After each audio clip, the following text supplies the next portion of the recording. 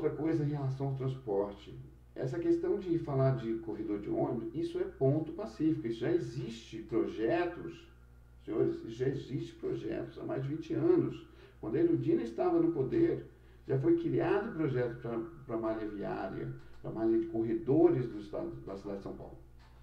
Então, essa cantilena, esse bater sempre na mesma coisa, já está cansando. Nós não precisamos mais disso. Nós precisamos colocar esses planos, esses projetos em ação. Esses projetos que tem que sair do papel. É só isso. Nós não precisamos mais do que isso. Mas uma coisa é clara. Eu pego o ônibus, como todos vocês, ou como a maioria de vocês. Eu pego o ônibus de manhã e eu gasto, numa viagem que eu faria de carro de 20 minutos, eu gasto 1h30 para chegar. Pela contramão também, mas principalmente, senhores, pela falta de fiscalização das empresas. A concentração do poder de mercado na mão de algumas poucas empresas nos prejudica a todos, porque as empresas fazem o que querem. As empresas conseguem colocar um ônibus atrás do outro e deixar intervalos de 1 hora entre esses ônibus em horários de pico, em horários de manhã que você tem que sair para trabalhar. Eu estou te falando isso porque eu passo por isso diariamente. Eu estou te falando porque eu conheço como é que é andar num ônibus lotado e vi 3, 4 ônibus vazios atrás, sem que você tenha o poder de reclamar.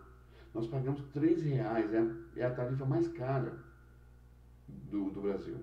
Nós pagamos R$3 para andar 10 quilômetros, para andar 5 quilômetros, para andar 5 quilômetros em 1 hora.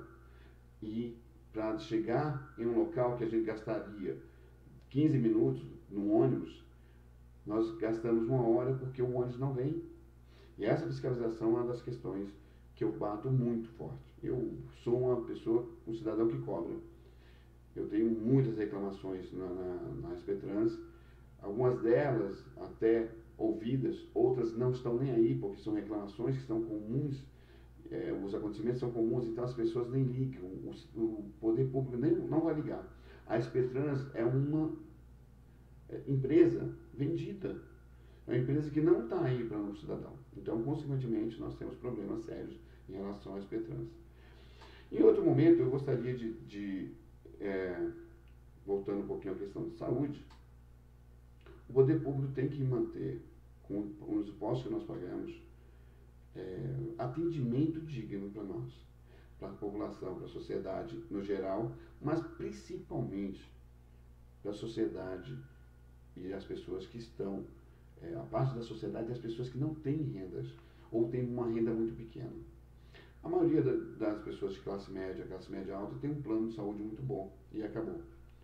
Nós entregamos aqui em São Paulo, é incrível como é que nós somos tão displicentes como cidadãos, como somos displicentes como políticos. Aqui, o prefeito entrega leitos de hospital público para os convênios. Ele cria cotas para os convênios usarem.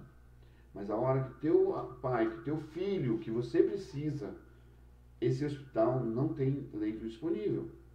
Porque você não teve dinheiro para pagar o plano de saúde de R$150, ou R$300, R$400 para uma família de 4 pessoas.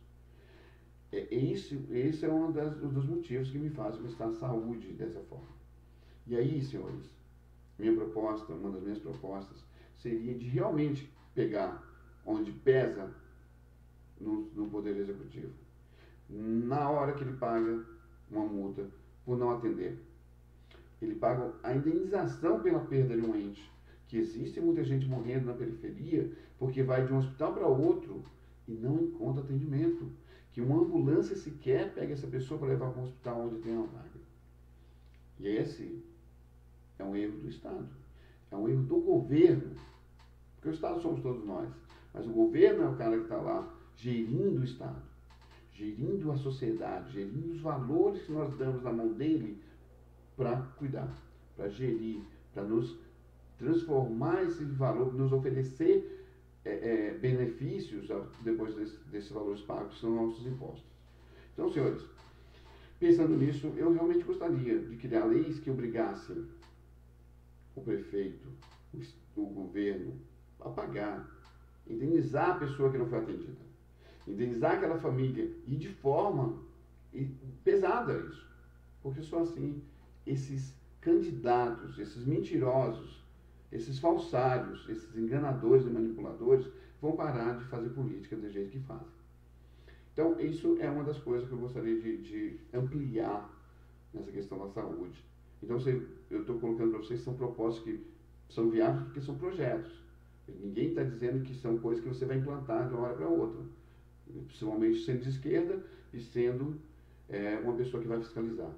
Mas é necessário. E é necessário que as pessoas tomem consciência de que a ação conjunta faz mudanças.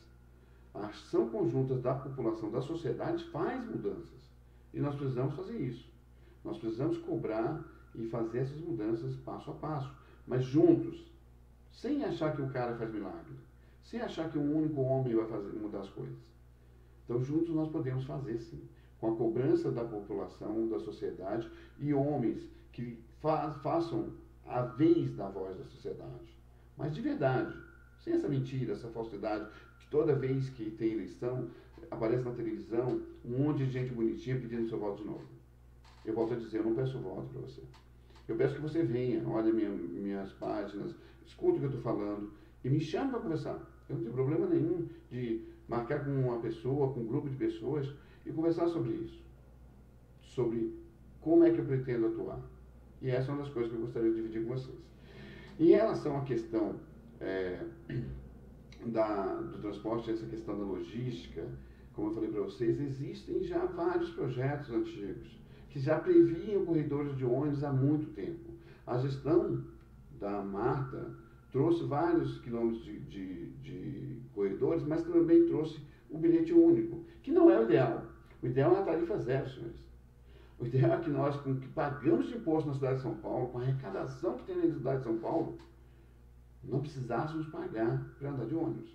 E é uma das coisas viáveis, que nós sabemos que existe. A possibilidade de, em um determinado tempo, a frota se pagar e aí o Estado manter a frota funcionando e com tarifa zero. Mas isso é uma outra conversa que nós podemos ter com técnicos nessa situação. Tá? Em relação à tecnologia, esses atrasos de ônibus, essa falta de ônibus, se nós conseguíssemos usar a telemetria, que é uma tecnologia usada hoje já na cidade de São Paulo, só que não é usada da forma correta. Se vocês pararem para pensar, a hora que você chega naqueles pontos de ônibus, onde tem corredores, que tem ali o horário do ônibus, aquilo é telemetria.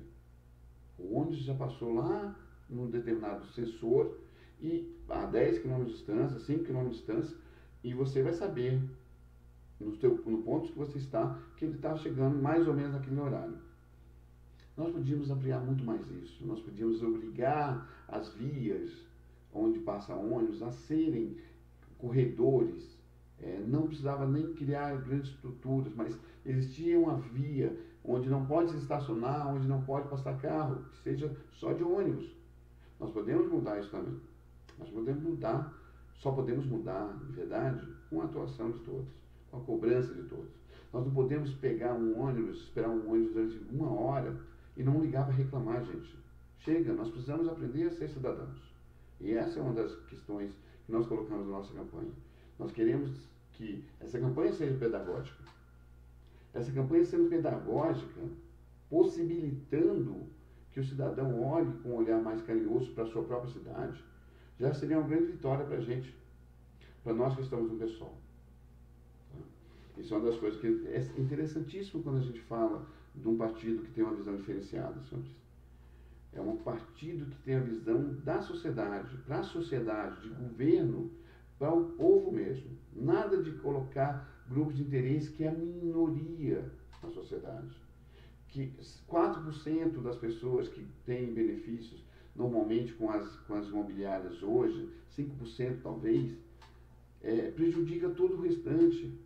Nós vemos pessoas aí, dezenas de famílias, centenas de famílias, sem local para morar, na rua, e prédios inteiros, 400 mil imóveis no centro de São Paulo, 400 mil imóveis abandonados, que já cumpriram o tempo de se pagar, quer dizer, os impostos que esses caras deviam pagar, eles não pagaram. E, consequentemente, esses prédios podem sim ser tomados pelo setor público, pelo poder público, e ser repassado para as pessoas que não podem, que não têm casa. E ninguém está falando de dar nada, ninguém está falando de oferecer moradia para essas pessoas, próximo ao local do trabalho delas, e elas pagarem pouco para poder conquistar a sua casa. Mas elas podem pagar sim. Eu garanto para vocês que nenhum movimento de sem-tetos, ou nenhum movimento que seja de moradia, pretende roubar nada de ninguém. A pretensão, senhores, está na Constituição. Todo homem tem direito à habitação. Todo cidadão tem direito. E esses direitos que nunca são, e aí eu volto a dizer com muito mais clareza, nunca são respeitados quando são relacionados à pessoa mais pobre, à pessoa de baixa renda. Então isso é uma das coisas que nós precisamos cobrar. Para essa cidade, quanto mais miséria nós temos na cidade, quanto mais miséria nós temos no espaço, mais violência nós temos. Consequentemente, senhores, que me desculpem de classe média alta, que acham que não são afetados pela miséria, é mentira. Consequentemente, nossos filhos pagam, nós pagamos, nosso carro, quando temos, ou a classe média, como eu diria, que tem o carro, que tem o seu apartamento invadido, que tem o carro roubado, que tem o celular roubado na rua só por tirar da bolsa, são características de uma cidade onde a miséria é muito forte, muito pesada, está muito presente. Então, as pessoas têm também que se preocupar com o outro. Nós somos uma cidade fria, e essa cidade fria distancia as pessoas da humanidade, que é nos aproximarmos uns dos outros. Eu não estou dizendo isso de forma demagógica, nem de forma romântica. Eu estou te falando de ser cidadãos, de sermos comuns, de sermos participantes de um lugar comum, de um lugar que seja vivenciado por todos, de áreas comuns de convivência. A cidade é uma área comum de convivência e nós estamos deixando de ver isso.